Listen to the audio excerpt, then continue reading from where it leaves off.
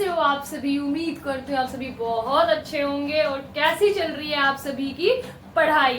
अब तक हमने अपने चैप्टर 5 के एक्सरसाइज 5.5 तक कंप्लीट कर लिया है विद कंसेप्चुअल क्लैरिटी। आज का आप बिल्कुल स्क्रीन पे देख पा रहे होंगे एक्सरसाइज 5.6 करना है, दैट इज पैरामेट्रिक फंक्शन। सबसे पहले एक्सरसाइज 5.6 को स्टार्ट करने से पहले हमें ये समझना है कि पैरामेट्रिक फंक्शंस क्या होते हैं। ठीक है, तो आइए स्टार्ट करते हैं हमारा आज का session with the concept of parametric functions. ठीक है,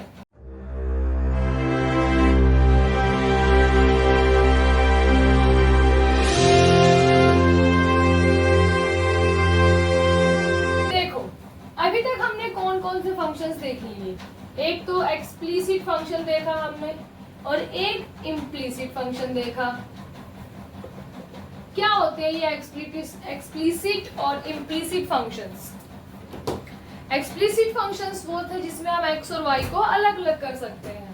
जैसे हमारे पास f ऑफ x दिया हुआ होता था x प्लस वाई या 2x प्लस जैसे हमारे पास फंक्शंस दिए होते थे लाइक 2x प्लस 3 या 3x स्क्वायर प्लस 4। तो ये इस तरीके के जो क्वेश्चंस होते थे इनको हम एक्सप्लिसिट फंक्शंस बोलते थे, क्योंकि इसमें हम x और y सेपरेट कर सकते थे। ठीक है, इस f ऑफ x को हम क्या बता सकते थे, इसको हम y बोलते थे और y equals to 2x plus 3 लिख देते थे। As it is implicit functions कौन से थे जिसमें हम x और y को सेपरेट नहीं कर पाते थे। जैसे मान लो x plus sine x y equals to f of x. इस तरीके से फंक्शंस दे दिए जाते थे। ठीक है, बट अभी जो हम देख रहे हैं दैट इज पैरामेट्रिक फंक्शंस, मतलब ऐसे फंक्शंस जिनका डायरेक्टली तो कोई लिंक नहीं होता, जैसे ये लोग आपस में लिंक है। ठीक है, लेकिन एक ऐसा एग्जांपल लेते हैं पैरामेट्रिक फंक्शन का। एक एग्जांपल लिया, जैसे मैंने कहा y इक्वल्स टू 3t, ठीक है, x इक्वल्स टू 2t। लेकिन अब यहाँ पर देखो ये फंक्शन से बिल्कुल डिफरेंट है। यहाँ पर क्या x और y में कोई लिंक है, डायरेक्ट लिंक है? नहीं है। लेकिन दोनों के दोनों एक जो हमारा वेरिएबल है उसके थ्रू लिंक है। कैसे? मान लो अगर मैं इस 2 की वैल्यू चेंज करती हूँ तो x में भी चेंज आएगा, और अगर x में चेंज आएगा तो यहाँ y में भी चेंज आएगा। मतलब एक थर्ड हमारा जो टर्म है that is t is a parameter जिसके बिहाफ पर ये भी चेंज होगा और ये भी चेंज होगा। तो इनडायरेक्टली अगर आप देखोगे तो ये दोनों लिंक नहीं है, लेकिन इनडायरेक्टली देखोगे तो इसमें चेंज होगा जिसकी वजह से y में भी चेंज होगा। तो इन दोनों का पैरामीटर क्या है, यहाँ पर t है। ठीक है, इनका डेरिवेशन तो आप पीछे सीख के आए हो, अभी रिसेंट की क्लासेस में मैंने इनका डेरिवेशंस आपको समझाया है। आज हम देखेंगे पैरामेट्रिक फंक्शंस के डेरिवेशंस कैसे होते हैं।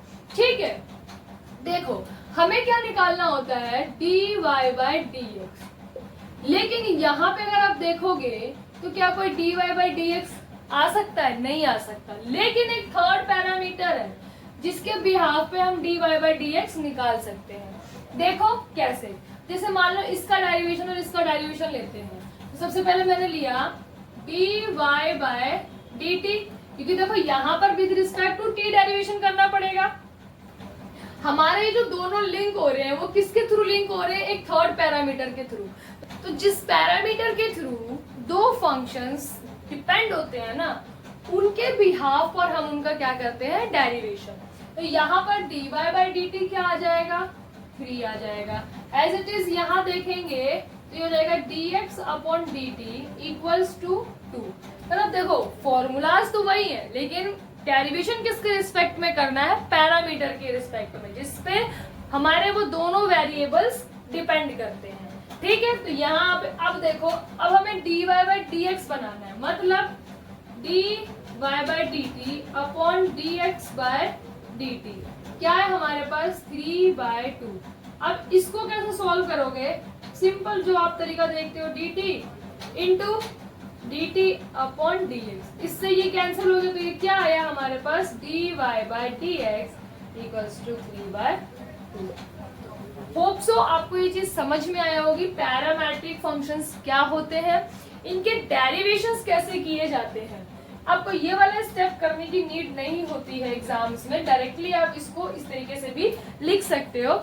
ये स्टेप मैंने इसलिए आपको करके दिखाया कि ये यहाँ से डायरेक्टली यहाँ कैसे आए।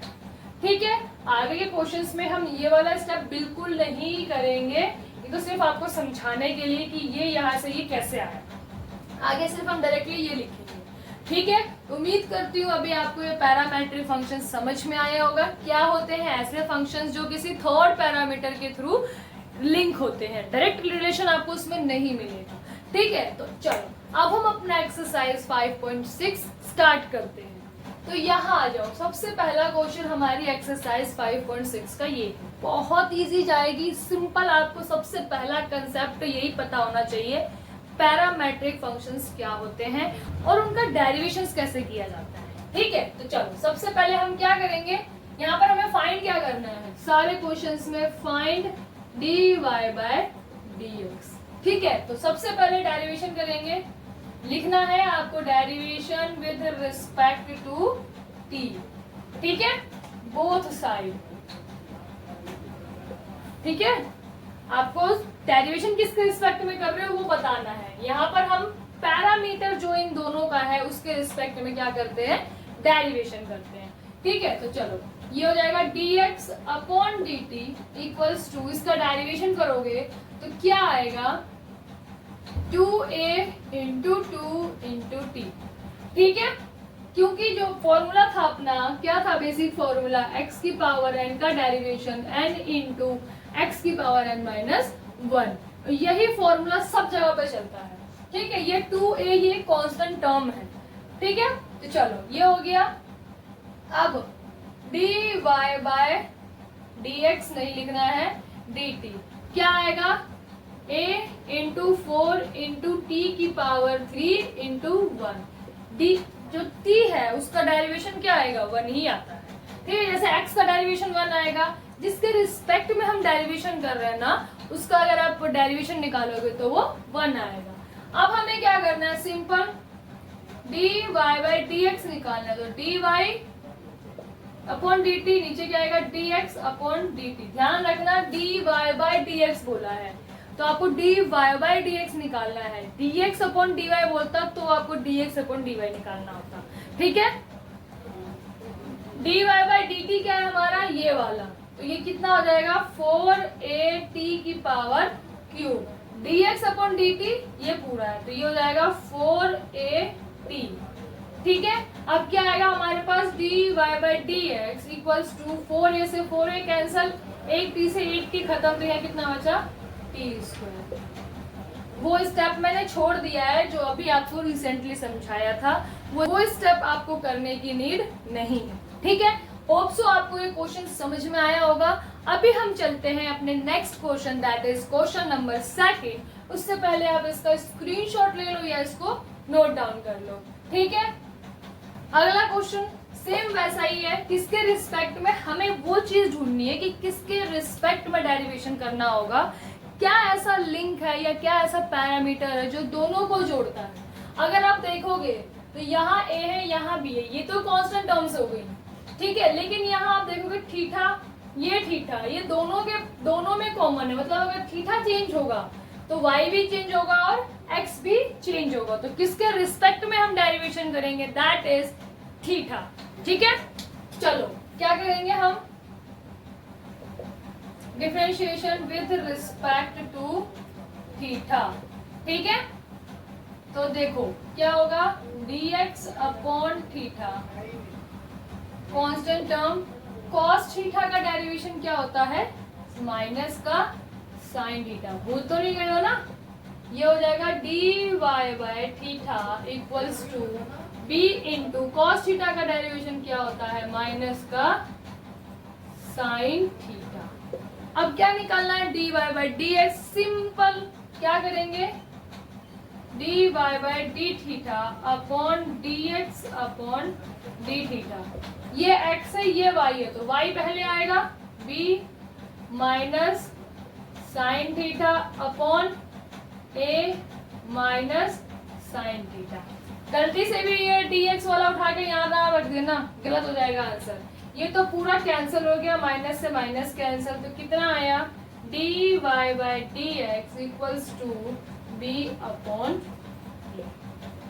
सिंपल है, बहुत इजी होते हैं पैरामेट्रिक के questions in comparison to your explicit और इम्प्लिसिट फंक्शंस। ठीक है, चलो ये क्वेश्चन नंबर सेकंड हो गया, इसको आप नोट डाउन कर लो या स्क्रीनशॉट ले लो। अब हम क्वेश्चन नंबर थर्ड देखते हैं। क्वेश्चन नंबर थर्ड देखो, यहाँ पर क्या पैरामीटर है जो दोनों को लिंक करे।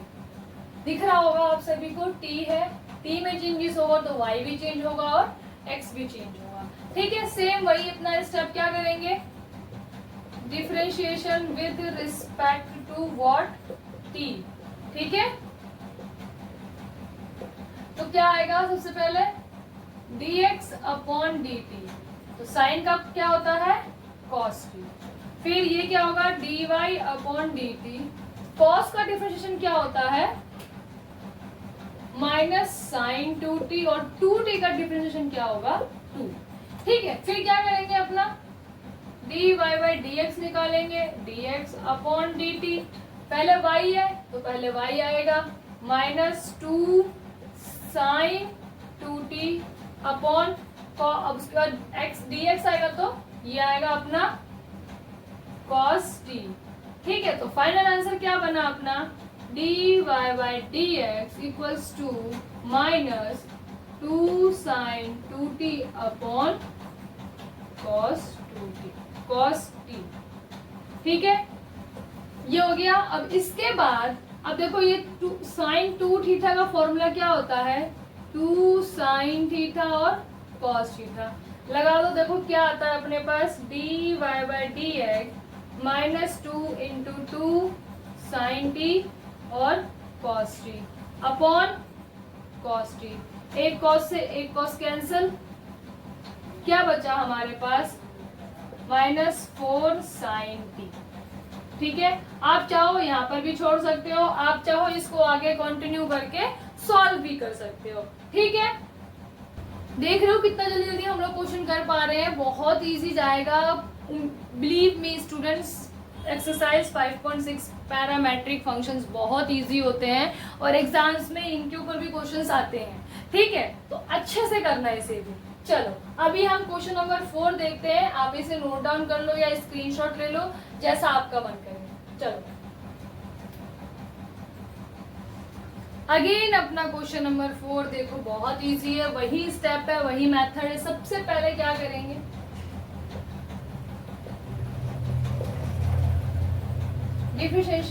Differentiation with respect to t। ठीक है, तो क्या आ जाएगा ये dx अपॉन dt, कितना आएगा सिर्फ 4 आएगा, dy अपॉन dt, यहाँ पे u और v वाला फॉर्मूला लगेगा, ये 4 है न्यूमेरिकली।